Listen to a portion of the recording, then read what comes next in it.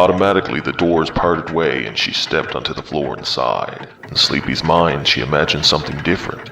She was perplexed by what she would find. No rending bodies gorged upon, no trace of macabre pawns who failed the murderous marathon. Her hypothesis drawn, but the conclusion foregone as she pondered how something was wrong. As Sleepy tapped her feet, clicking sounds of scuffling cleats, she crossed the chalky tiles that surrounded her as she waited by a counter. Hello?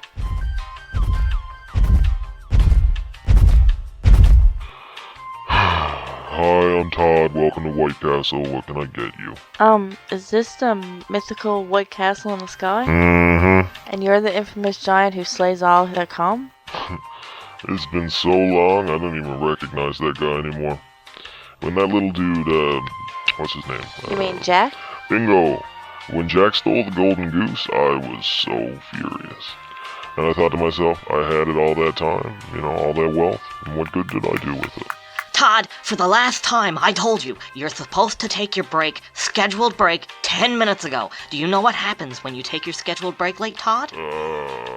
Lisa's break has to be pushed back. Then Julio's break needs to be pushed back. Then Brenda doesn't take her lunch until after the summer rush. Do you know what happens then, Todd? Anarchy, Todd. Anarchy is what happens. This is White Castle. We have a standard. We do not tolerate anarchy at White Castle. Sorry, Mr. Papanopoulos, it won't happen again. He comes across like a real ball breaker, but he's actually a pretty good dude. I literally have all the questions. The giant stood back, and Sleepy heard what had occurred when the giant slept and in Jack crept to steal the valuable bird.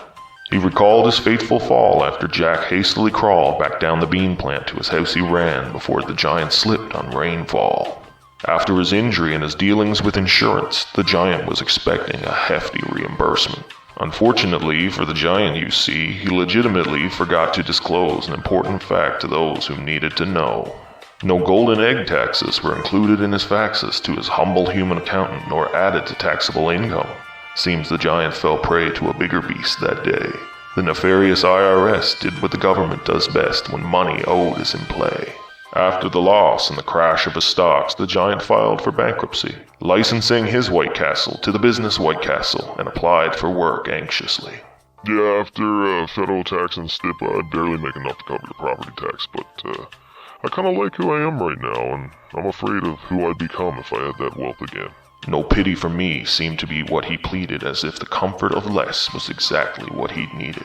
Sleepy saw on his face a sense of peace that had replaced a pacing desire for power and greed. He had found some grace in defeat. For a moment, Sleepy felt jealous. Maybe her overzealous desire to set fire and leave breathless those who had left her restless. Perhaps better sleep was she.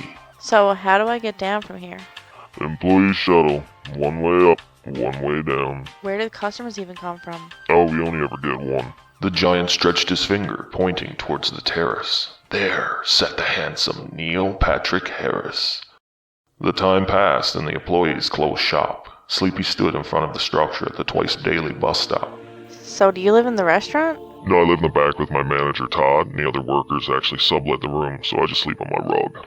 That's all I got left, but, I love my rug. So who the hell is the bus for? Who else? Him. Neil Patrick Harris, the fairest and rarest of effervescence, ignored the duo's presence. As if called by the sky, he tiptoed a line and headed deep into the clouds, where mysteries would be found. Mr. Patrick Harris, where are you going? Wherever God takes me. Alrighty then. Well, it's nice meeting you. Farewell and good luck. Sleepy stepped on the vehicle, waiting for the wheels to start turning and get back to the burning revenge and vengeance so alluring. Hi, I'm Matt. Please keep your hands to yourself, keep them in the vehicle at all times, and no flash photography. Sleepy sat sheepishly retracing the encounter with the oddly friendly giant behind the vinyl covered counter. How do you follow the bus route on an invisible road? I know what you're thinking. Weird, bus in the sky, but I assure you with the spells we put on this mama, nothing short of a Balrog could hurt us. Yep, this is actually an old convert we repurposed from what used to be a local high school, Sky High. Great school, but hard to drop out of. Yeah, this is a simple route, a peaceful route. No traffic, No pedestrians, no surprises. As the bus turned, an unnerved Neil Patrick Harris, clearly the fairest, walked in front of the path of the bus unperturbed. The bus ran amok and swerved, finding no ounce of luck as it reached the road's edge and took flight like a duck. Next stop,